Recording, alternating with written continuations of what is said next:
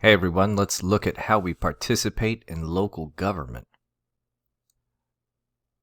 There are two sides of this coin. One is how we volunteer in our local communities, which is on the up and up.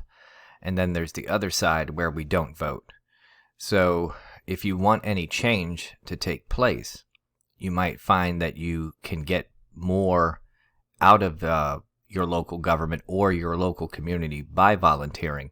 But if you expect things to change at the ballot box by not showing up on election day, then you're going to be disappointed because there's going to be a small minority of people who are going to decide for everybody else of how your government should act and behave.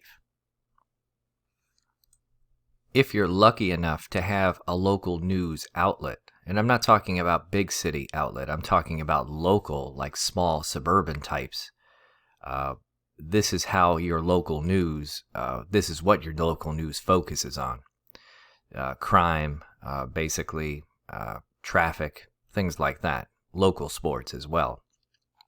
But in some cases, you find that many communities do not even have a weekly paper anymore. And I'm talking about your local suburban papers. In many areas, I used to work at a radio station in Rutherfordton, North Carolina. It was a radio station that was designed just to focus on local community activities. And it was a commercial radio station as well.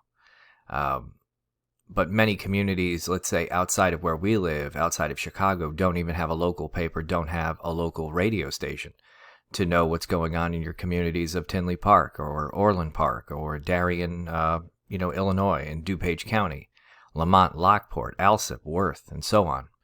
So if you can get the up-to-date news of what's going on in your community, then you're pretty lucky. And here are your reasons for lower voter turnout, and higher voter turnout.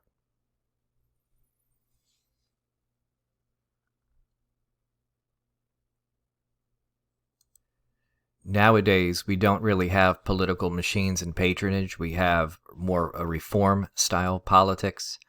If you grew up in the Chicago area, grew up in Chicago, or your family grew up in Chicago, they're much more familiar with the old time. If you do things for the political boss, you can get a job type of ideal, which is the political machine. But as we moved more towards the suburbs, we found that most of our governments tend to be more reform-minded, and your job is not dependent upon how tied you are to a particular political party.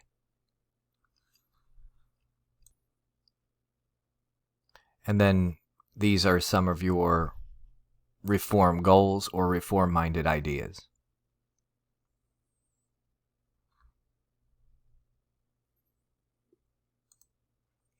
And then these are some of the reasons why we don't have a machine anymore. When you talk about the rising levels of prosperity and the spread of the middle-class values, what you're talking about there is the move from the cities to the suburbs.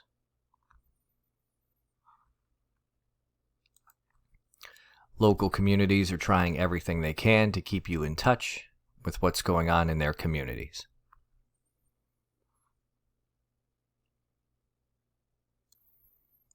And nowadays in your big cities, you find that incumbents have very little trouble of getting reelected, and they tend to be more career-minded politicians rather than citizen politicians, meaning that they treat this position in city council as a full-time job.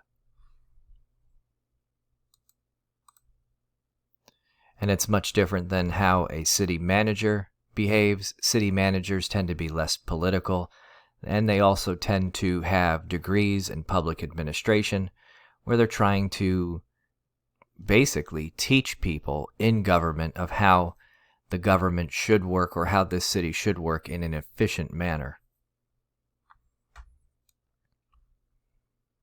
And as we mentioned before, there's a difference between strong mayors and weak mayors. And in many areas of the country, the mayor's job tends to be more limited than what the public perception happens to be. And these are some of the ideal mayoral conditions.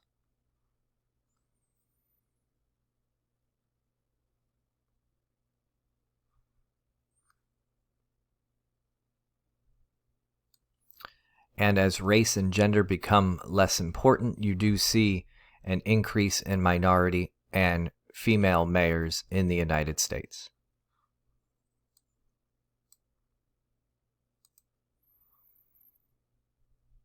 And no matter big or small, you'll also find that interest groups do play a role in community politics.